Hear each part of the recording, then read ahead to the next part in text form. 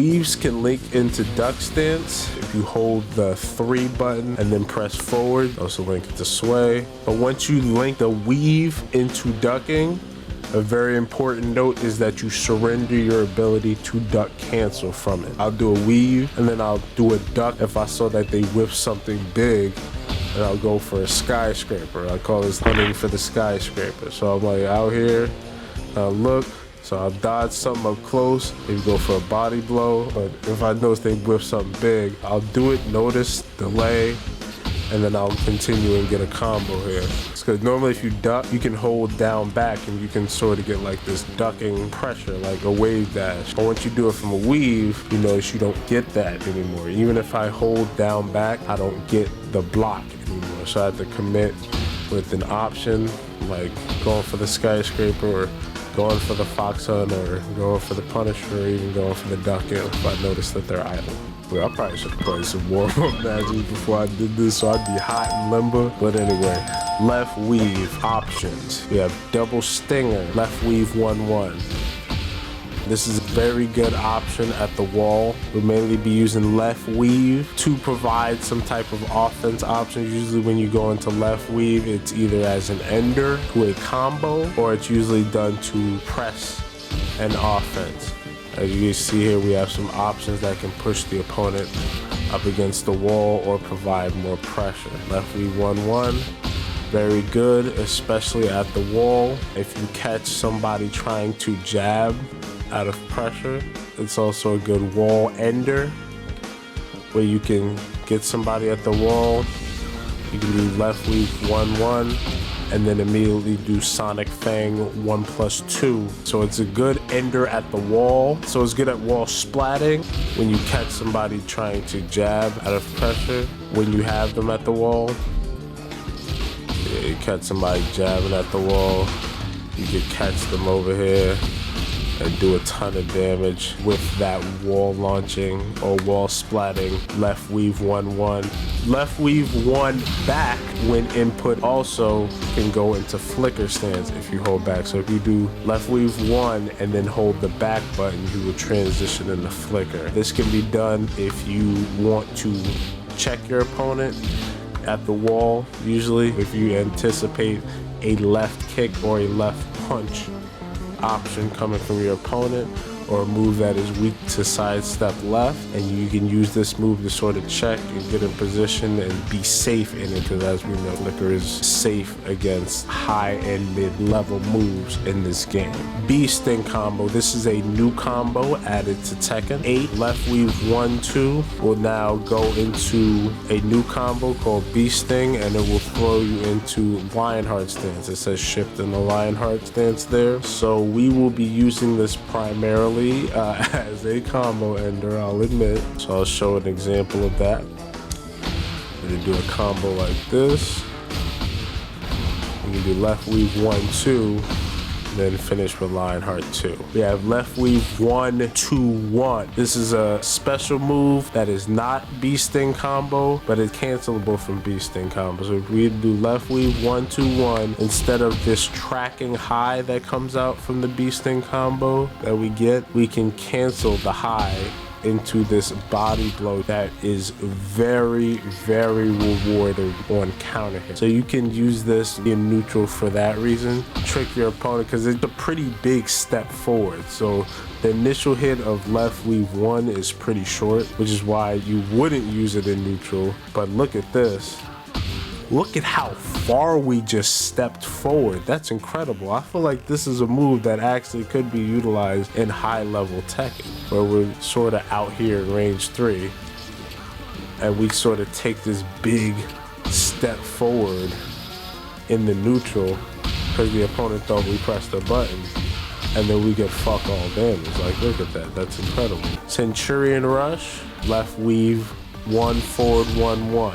This move is very good at the wall for providing pressure. I do like this string a lot, so it's a mid-high string.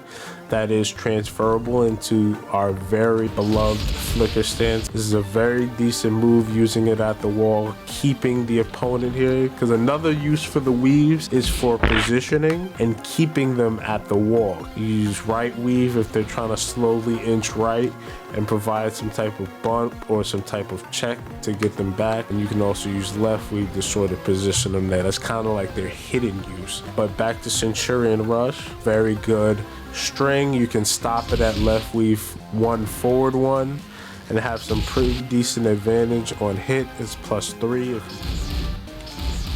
You can finish it out and be +4 on block if your opponent doesn't duck it, because it's pretty fast. At high level, they will duck this. So you may just want to stop at the left weave 1 forward, right shoulder to billy club, or left weave 2-1. This is another position move. We would mainly use this at the wall. The opponent's trying to escape wall pressure, and we don't want to use a left weave 1 into flicker for some reason, or Centurion Rush. We can hit them with a bump. Also playing into Steve's counter hit arsenal is the delayability of this move. Just like left weave 1 forward 1-1, move is very delayable. So you can do moves very delayed and sort of catch your opponent thinking that they can hit, and you'll get a counter hit from the delay. The same thing with billy club. You can delay 2 and do 1 very late and get a potential counter hit. So you can do boom, wait a minute, boom. And it's -8 on block, as you can see in the bottom left hand corner. Kind of feels like it should be plus with this, but it's -8, so you're giving up your turn, but you can really use it as an opportunity to see what your opponent does. But on counter hit, this move will actually drop the opponent face down, feet back, which is a very favorable Okazeme position for Steve. If they get up wrong, you can potentially get a counter hit back too, which can lead into a 1+2 guaranteed. So boom, they get up wrong, and then you get that. And even if they roll, you can follow them up with a down back 2. Or you can follow them up with a down 1+2. All guaranteed. It's very, very good. Move can also transition into peekaboo, very strong stance. By holding forward after the left weave 2, we can go into peekaboo, where we gain access into our best tools for pressure. Peekaboo is our pressure tool. We'll be going into that later this month. Do peekaboo 2 forward, and now we're in peekaboo at +8, that fast. So on hit, we bump them, they're staying at the wall, and if we use it on block, it's -1. We just had it set to jabs here. We're gonna delay it, and we get the slam. Just from delaying it, we just have it on continuous jab, and we get the counter hit from a delay. Moving on. Those are all our ducking left or left weave options. So left weave is really the more offensive positioning weave that you will use. I don't think you'll be using it mainly for evasive purposes. It is evasive, but primarily it is for positioning and making sure your opponent does not escape pressure. Ducking right or right weave is the more evasive of the weaves. It has some strong options out of it that will come from evading your opponent and being able to strike back pretty hard. One of the main attractions being right weave 2, pushing them against the wall. We'll go over all the options here. We have the newly added Hawk Swoop combo, parallel with the Bee Sting combo from left weave 1-2. You have the Hawk Swoop combo and right weave 1-2. Automatically transitions in the Lionheart stance, so be careful when you use it. As we went over in the part 2, is a vulnerable stance that you would ideally not want to be in your opponent's face at negative frames with. Can also transition into peekaboo if you do right weave 1 and then hold forward. You will be using this a lot as a Steve player at the wall to keep them there. A strategy that I call bullying is to use left weave 2 forward and right weave 1 forward to keep your opponent against the wall at a very low standing position and provide them with pressure and peppering them with peekaboo down 1, peekaboo down forward 1, down forward 1, delay 1, and more right weave 1 and left weave 2 forward in order to provide a multifaceted offense at the wall, further leaning into Steve's wall 50-50. So we have his rocket launcher, foot stomp 50-50 at the wall. We have his sway 1 and sway 1+2 pressure at the wall that they decide to block at plus frames, so we're +8 here if we hit them, and then peekaboo down 1 is 15 frames, and we can just sort of go in with peekaboo pressure. So very, very useful, as this is the more evasive of the weaves and can keep your opponent perfectly positioned to enjoy their stay at the wall, as they will not be leaving anytime soon. Swindler is also cancelable from this move. Giant step forward, where we can use it if we notice the opponent is way too far back. Let's say the opponent back dashes. We can take a giant step forward, close distance, and potentially fish for a counter hit.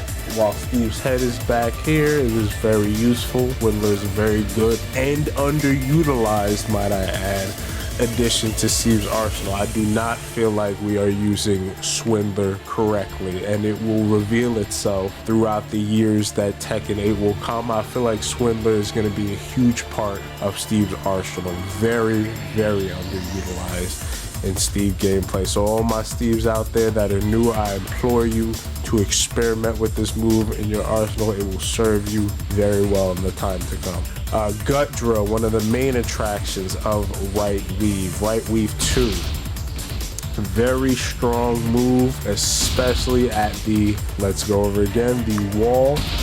So this will provide you a wall splat from a pretty decent distance, where we can continue our wall-based offense.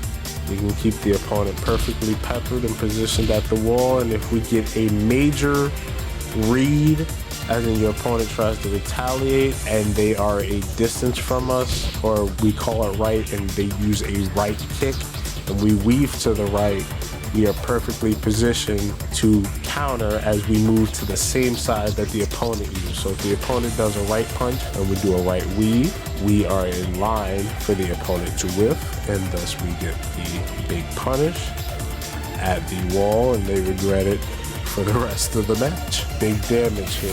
So right weave 2, very useful for wall splats and big damage. Let's go over the frames. It is -13 on block. So if you guess it wrong, I don't know who has a 13 frame launcher in this game besides Kazuya's perfect Godfist, but you will very rarely be punished super heavily for going for this move, especially if your opponent's up the wall. You may get a tap on the wrist. And those are all the options out of right weave stance. We've gone over this pretty quickly. We've gone over sways. We've gone over right weave and left weave. These are very strong options. Sways are mainly used for evading those highs and, you know, in providing a counter response to them, or you can use them to further assess the opponent, see if they do something, use it to duck. Normally if I go for sway, I'm usually looking for a sway 1 or a sway 2. Oh, like if I use sway out here, I'm usually looking for a sway 1 opportunity so I can get a guaranteed heat engager, or I'm looking for a snake charmer. If I'm at the wall, I'm usually using sway in order to wall push you. I'm very, very heavy wall pusher, because even if you break the grab, it's quick enough exchange where it puts us right back into neutral, and I can continue to play fundamental small Tekken with you even if you break it. Sway and weaves are a very integral part of Steve's offense and his wall pressure. You will be using these a lot. Familiarize yourself with these stances, and I think that's everything I wanted to go over. Next stance I'll go over, let's go over the albatross spin next. Why not? The next stance we'll go over will be albatross spin, and I will see you in that video. Be good and spin over in that video. Woo!